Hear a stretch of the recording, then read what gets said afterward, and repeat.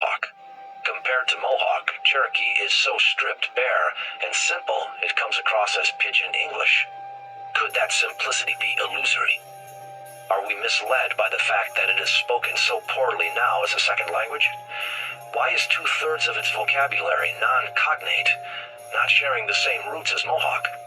The lack of overlap extends to basic words like the names of numbers. In Mohawk, 7 is Chahada. Cherokee, it is Cherokee.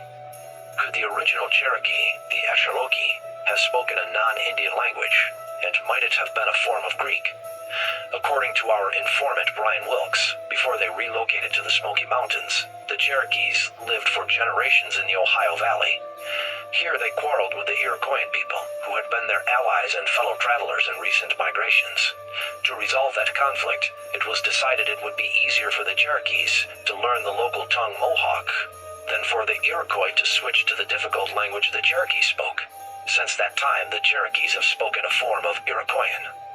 Wilkes goes on to say that when the conflicts arose again, the Cherokees and their close relations, the Tuscaroras, went south.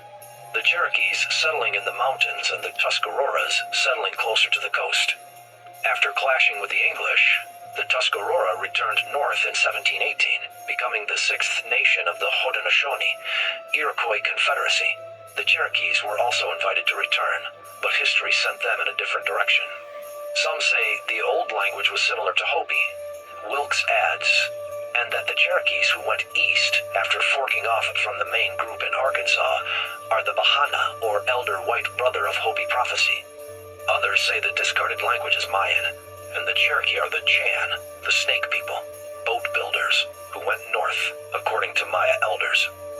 Boat people refers to their origins as seafarers because Chan means both snake and canoe boat. This compelling, if untidy account is supported by the linguistic relationship of the Cherokee, Tuscarora, and Iroquois, by the immediate provenance of the Cherokee from the Ohio Valley, by the traditional enmity between the Iroquois and Cherokee, and by certain connections between the Hopi, Cherokee, Maya, and Incas. At any rate, it is clear that a substantial number of Cherokee words are of foreign extraction. Similarly, several of the details of the Cherokee origin story evoke similar ones in the mythology of people on the other side of the world. Take the Uktena, for example, the dragon whose venom allows the Cherokee to repulse the foreign black invaders before its poison pollutes the land.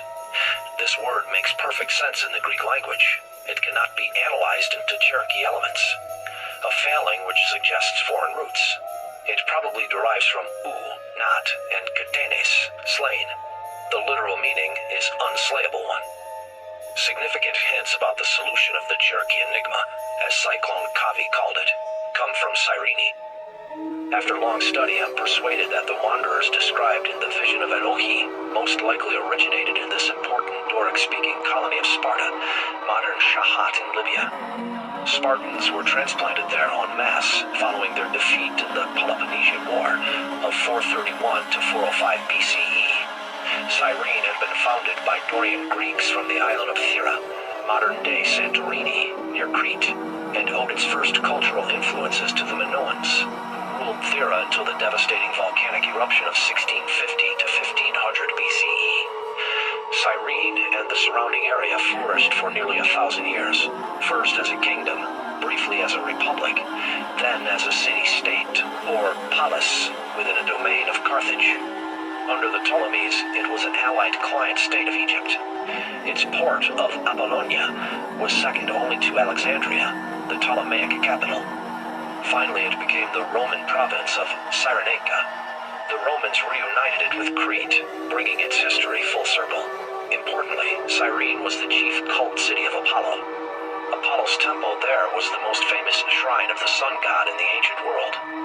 With a population of 135,000 people, Cyrenaica was home to one of the largest and most prosperous Jewish communities outside ancient Israel. It was surpassed only by Alexandria, the Egyptian capital and greatest merchant port of its day. At this time, Jews were thoroughly Hellenized. They not only spoke Greek as their first language, even at the High Temple in Jerusalem, but had adopted customs such as playgoing, athletics, and public baths. Judaism had absorbed many elements of pagan Greek and Egyptian religion. Classical scholar Shimon Applebaum, an authority on ancient Cyrene, estimates 5,000 Jews lived in the capital city. The Roman Jewish historian Josephus says they enjoyed equal rights before the law with other inhabitants. The country adopted a progressive form of government as early as the 5th century BCE and developed a fully democratic constitution modeled on that of Athens about 375 BCE. Josephus calls the first Jews in Cyrenaica Katiki, military settlers with land grants, a word not dissimilar to Cherokee or Cherokee. For our purposes, the most fascinating aspect of ancient Cyrene that Applebaum brings into relief is the unusual structure that served as a synagogue. It is apparently modeled after the amphitheater in the port of Apollonia, where the city-state's rites in honor of the sun god Apollo, Amun, were carried out, along with other solemn civic functions. The floor and pillars of the Jews' place of worship were plastered white, just as in the enactment of a ritual performed anew each year in the Cherokee National Hectagon. The walls were colorfully painted, again like the Cherokee Assembly Hall and Pueblo Indian Kiva.